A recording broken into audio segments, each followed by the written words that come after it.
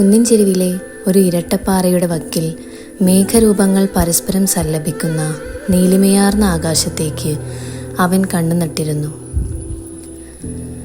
പുറകിൽ നിന്നും നനുത്ത കാറ്റെന്നോണം അവനെ വാരിപ്പൊതിഞ്ഞുകൊണ്ട് ഒരു ധവള നീരാവി പോലെ അവൾ അവൻ്റെ അടുക്കൽ വന്നിരുന്നു. ചെറിയ ചാറ്റൽ മഴ പെയ്തുകൊണ്ടിരുന്നു. മാധവേട്ട, നിങ്ങൾ എന്തിനാ എന്നും ഇവിടെ വന്ന് ഇങ്ങനെ ഒറ്റയ്ക്കിരിക്കുന്നേ? അവൾ വിദൂര നീലിമയിലേക്ക് ആണ്ടുകൊണ്ടെന്നോണം ചോദിച്ചു. ഞാനതിനൊറ്റയ്ക്കല്ലല്ലോ, ഞാനിവിടെ വരുന്നത് പോലും നിന്നെ കാണാൻ വേണ്ടിയിട്ടാണ്, മാധവൻ അവളെ നോക്കിക്കൊണ്ട് പറഞ്ഞു. അവൾ മെല്ലെ വാനിലേക്ക് ഉയർന്നു.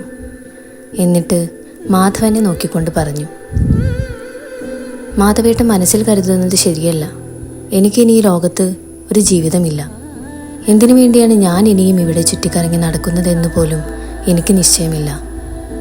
എന്തു കാര്യത്തിൽ നിന്നുമാണ് ഞാൻ മോക്ഷയാവാത്തതെന്നറിയാതെ വർഷങ്ങളായി ഇതിലെ അലയുകയാണ് ഞാൻ. മാധവേട്ടന് മാത്രമേ എന്നെ കാണാനും സംസാരിക്കാനും കഴിയുകയുള്ളൂ. അവൾ നിശബ്ദയായി. എന്തുകൊണ്ടാണ് നീ മോക്ഷയാവാത്തതെന്ന് നിനക്കറിയില്ലേ? മാധവൻ അവളുടെ കണ്ണുകളിൽ ദയനീയമായി നോക്കിക്കൊണ്ട് പറഞ്ഞു. അവൾ മാധവനെ വിഷമത്തോടെ ഒന്ന് നോക്കി, എന്തോ മനസ്സിലായെന്ന പോലെ. ശേഷം നിറഞ്ഞ കണ്ണുകളാൽ ഒരു യാത്ര പോലും ചോദിക്കാനാവാതെ എന്നേക്കുമായി അകലേക്ക് മാഞ്ഞു.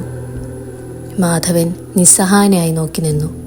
ചാറ്റൽ മഴയോടൊപ്പം ഒരു കുഞ്ഞു നനുത്ത കാറ്റ് അവനെ വാരിപ്പുണർന്നു.